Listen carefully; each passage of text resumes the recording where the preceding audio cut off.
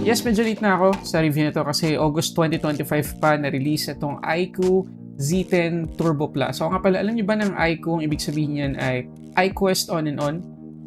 Wala, share ko lang naman. Nabili ko pala itong Z10 Turbo Plus sa AHH Xiaomi Manila. Pwede natin ito mabili for 22,800.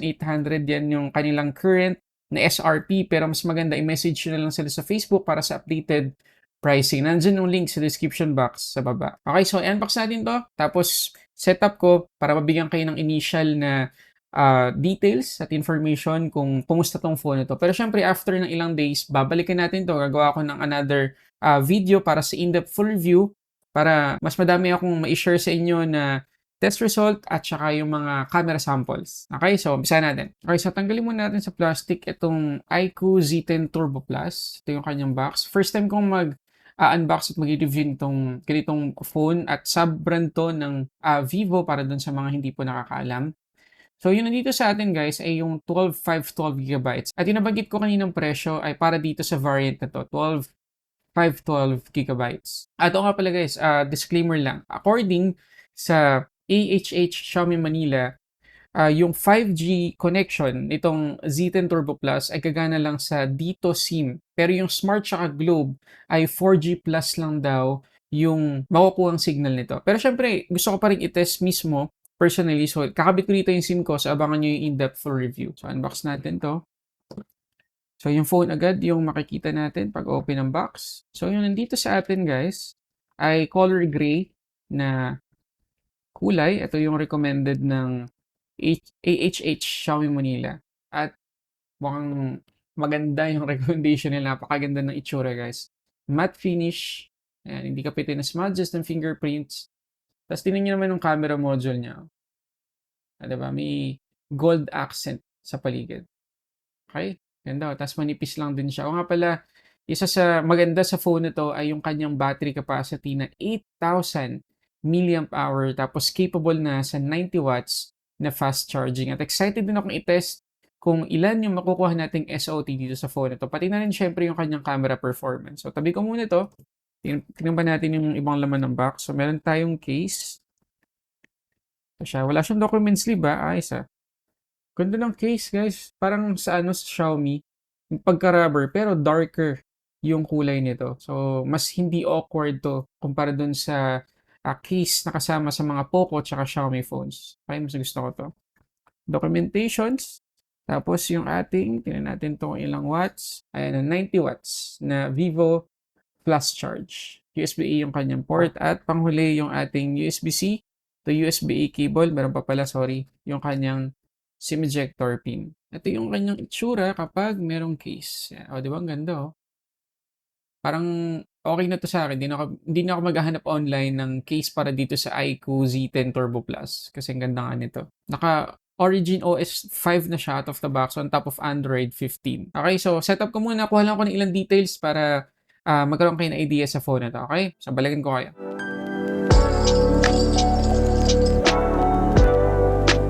Okay, so fully setup na yung ating iQOO Z10 Turbo Plus. Unahin natin yung design. So dito sa may right side, makikita natin yung volume up and down buttons, power lock button.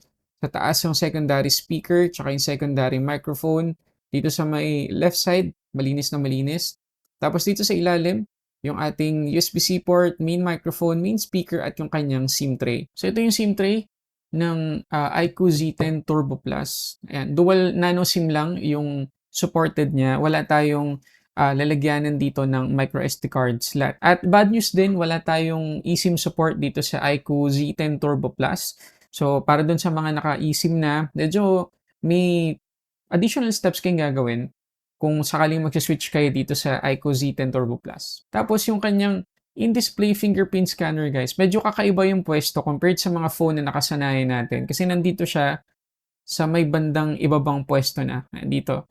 Kasi usually, yung ibang mga phone nandito sa part na to. Pero ito dito sa baba. Kayo guys, okay ba sa inyo yung ganun? Comfortable ba kayo na mas mababa yung fingerprint scanner? Comment kayo dyan. Kasi kung ako lang naman, mas okay sa akin to. At para din sa mga curious, yung kanyang haptics ay maganda guys, talagang flagship level yung haptics. Mag-enjoy kayo, huwag niyo i-turn off. Pero sa setup guys, kailangan ninyong tandaan na wala din pong pre-installed na Google Play Store dito sa iQOO Z10 Turbo Plus. Pero huwag kayong magalala kasi meron naman tayong V App Store or Vivo App Store. Search nyo lang doon, Google Play Store or Play Store, install nyo lang, yun na yun. Pwede na kayo mag-login sa Google Play Store, kagaya na lang ng ginawa ko. Ayan, o. Ayan, meron na tayong Google Play Store dito. Tapos marami na akong na-install ng mga apps sa mismong Google Play Store. So, walang problema. May additional step lang, pero walang problema. Tapos meron lang tayong mga pre-installed apps dito na pwede naman nating i-uninstall. Mga Chinese application yan.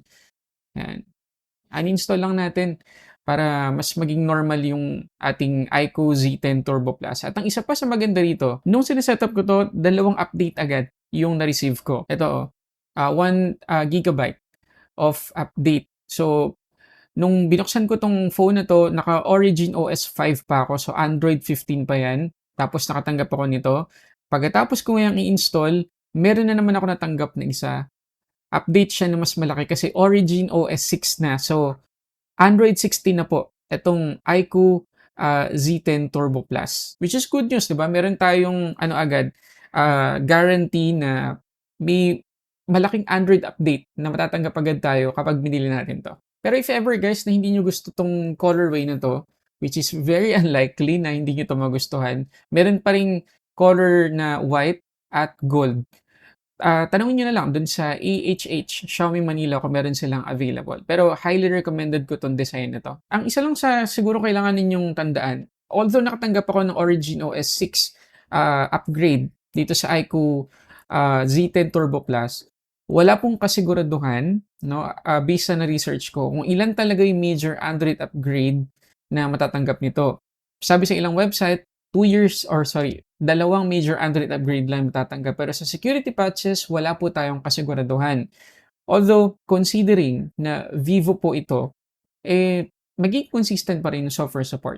At ito yung kanyang full spec. So, makikita ninyo na naka-Dimensity 9400 Plus na chipset tayo dito, tapos 12GB na LPDDR5X yung kanyang RAM at UFS 4.1 na 512GB storage yung meron dito sa Z10 Turbo Plus, which is para sa akin sa 22,800 pesos na presyo, ang gandang specs na po niyan. Talagang pwede natin gawin tong daily driver. Pero mamaya pag-usapan natin yung kanyang camera performance. Sa ngayon, gusto ko kayong bigyan ng idea kung okay ba yung kanyang battery consumption. So ito yung result ng ating wildlife stress test. So makikita ninyo na nabawasan tayo guys ng 9% sa battery after yung 20 minutes na test. Tapos 8 degrees yung nadagdag sa ating temperature. Pero take note lang na ang setting ko dito ay 1080p na resolution tapos naka-off yung ating virtual RAM. Yes, tama po yung narinig ninyo. Pwede po nating i-downscale to 1080p yung kanyang resolution kung sakaling gusto nating makatipid sa battery. Pero initial lang yung test na to guys. Abangan nyo sa in-depth full review kung ilang SOT talaga yung makukuha natin dito gamit yung PC Mark Plus,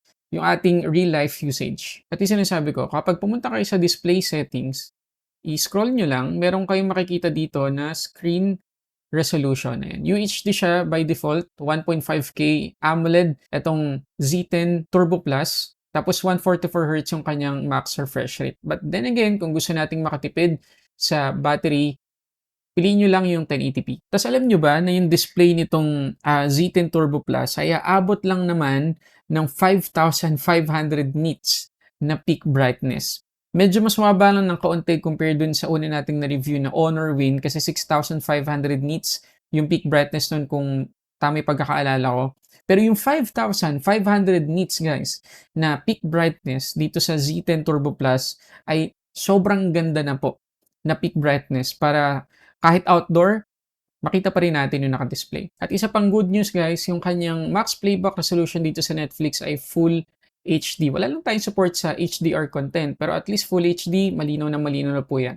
Ngayon pagdating guys sa kanyang camera, dalawa lang yung meron tayo dito. Isang 50 megapixels, 1.8 aperture na merong OIS na main shooter, tapos 8 megapixels na ultra wide. Tapos yung selfie camera naman, 16 megapixels. At according din sa na-research ko, meron tong color spectrum sensor. Malaking tulong po yun para kung magtitake tayo ng picture outdoor, tapos bigla tayong papasok sa loob ng bahay natin o sa loob ng isang lugar, tapos hindi nakatiri ka ng araw doon, iba rin yung kulay ng bulb, ng environment, mababalance niya pa rin yung kulay. So, mas magiging accurate yung kulay dahil dun sa color spectrum sensor. Pero para mabigyan lang kayo ng idea, ito yung ilang samples natin.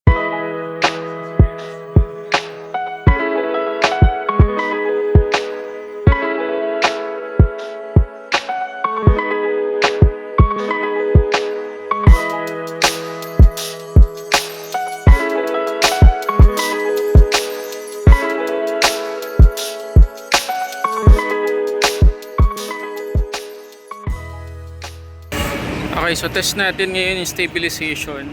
Naka 4K 30 FPS tayo. Okay, pwede nating i-zoom 2x. Ito 2x to. Ayan, balik natin sa 1x. Tapos focus tayo sa isang subject para makita nyo kung gaano siya kalinaw. Gaano kalinaw yung 4K video recording niya. Ito tayo sa dahon. Ayan. 2x 1x. Okay, so lakad tayo ulit. So try nating mag digital zoom kung ano yung pinakasagad niya. Pwede siya hanggang 10x digital zoom kapag nag video recording tayo. Okay, so try natin ngayon ng selfie kapag naglalakad.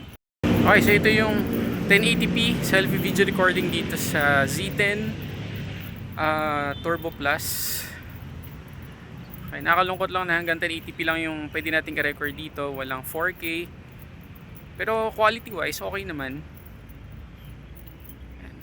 Na masasabi nyo guys, hindi naman siya ganun kaalog, may EIS naman siya. Okay. Okay, so yun muna guys ang mga gusto kong i-share tungkol dito sa iQOO Z10 Turbo Plus. Abangan nyo yung ating in-depth full review sa phone na to. At kung meron kayong specific na request na dapat nating isama sa in-depth full review, paki-comment dyan sa baba. Pero sa ngayon, masasabi nyo ba na sulit bilhin at sulit gawing daily driver itong iQOO Z10 Turbo Plus ngayong 2026? Comment nyo din dyan. Okay, so yun muna guys. Maraming salamat sa panonood para sa samat sa ating unboxing and reviews. This is Sulit Tech Reviews.